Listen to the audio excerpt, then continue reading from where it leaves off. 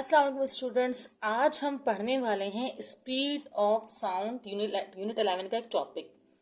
Speed of sound हम किस तरह पढ़ रहे हैं कि आपको पहले दो चीज़ें पढ़नी है। एक तो how to determine the speed of sound. First topic है how to determine the speed of sound. यहाँ पे वो फॉर्मूला वाली बात मत कीजिएगा आप, क्योंकि यहाँ पर हम एक्सपेरिमेंटल तरीके से मालूम करेंगे। सही है।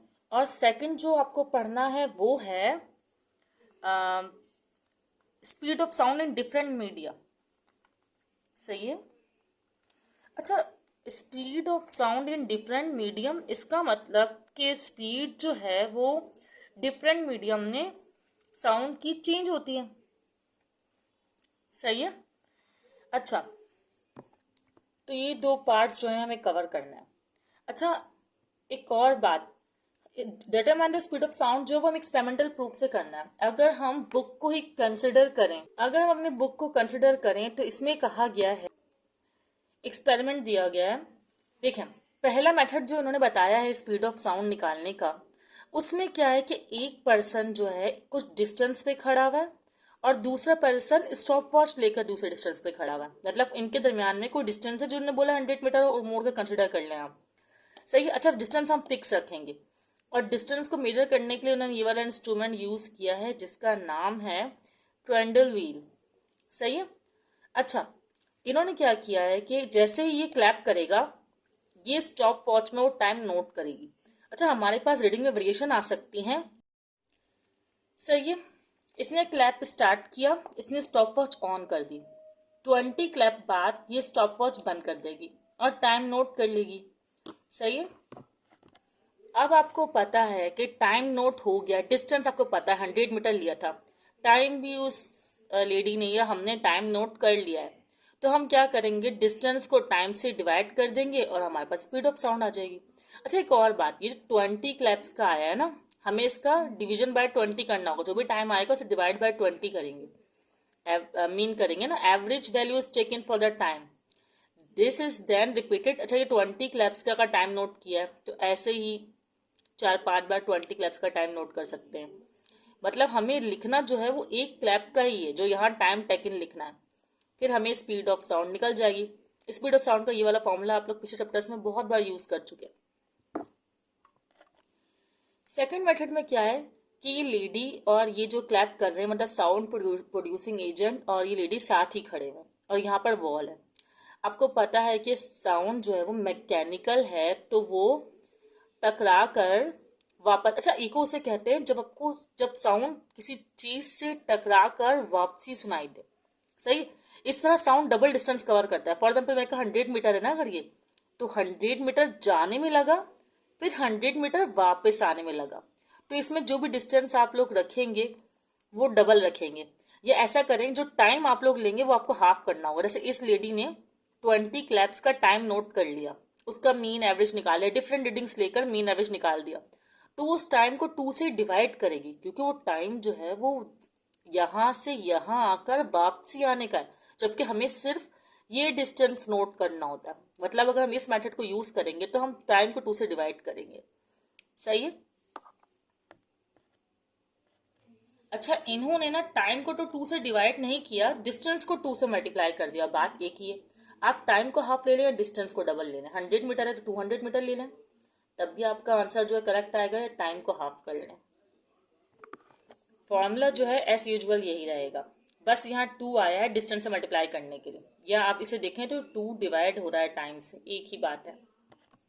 मैं यहाँ डिफरेंट इफेक्ट शो कर दूंगी कि स्पीड ऑफ साउंड जो है वो सबसे ज़्यादा किस में होती है। सबसे ज़्यादा अगर मैं रेशो बनाऊँ तो सॉलिड में स्पीड ऑफ साउंड सबसे ज़्यादा होती है, उसके बाद फिर लिक्विड में, और उसके बाद गैस में। ये यूं कहा जाए कि गैस में सबसे कम स्पीड होती है, लिक्विड में उससे ज़्यादा और सॉलिड में उससे ज़्यादा।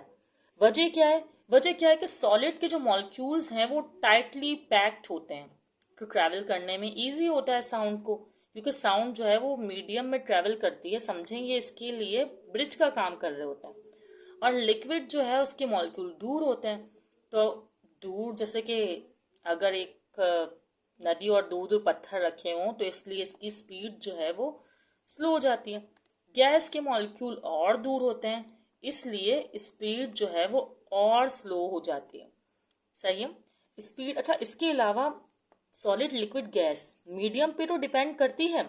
स्पीड ऑफ साउंड सबसे ज्यादा इसमें होगी, सही है, ग्रेटर, या क्या बोलना चाहिए, सबसे ज्यादा इसमें होगी, उसके बाद इसमें होगी और इसके बाद इसमें।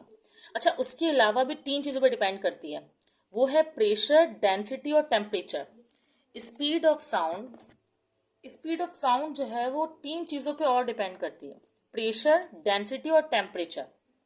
डेंसिटी तो आपको पता है कि सॉलिड जो है वो ज़्यादा डेंसर होता है, तो इसलिए ज़्यादा डेंसिटी तो ज़्यादा स्पीड, सही है।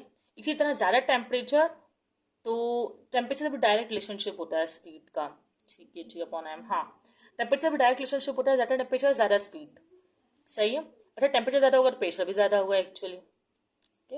Speed of sound medium to medium effect करती है, और अगर एक ही मीडियम में डिफरेंट कंडीशंस को चेंज कर लिया जाए तो स्पीड ऑफ साउंड में फर्क आ जाएगा।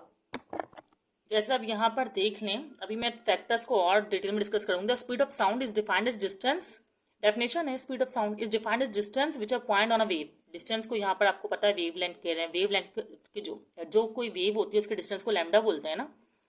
तो जैसे कंप्रेशन और rarefaction, travel per unit of time. अच्छा ये फॉर्मूला कई बार आप लोग यूज कर चुके हैं, वी लैम्डा बाय टी, नहीं ये वाला नहीं यूज किया आप लोगों ने। अच्छा यूज किया है, टाइम पीरियड की जगह ना वहाँ फ्रिक्वेंसी था, तो ये इन्होंने चेंज करके दिखा दिया यहाँ पर।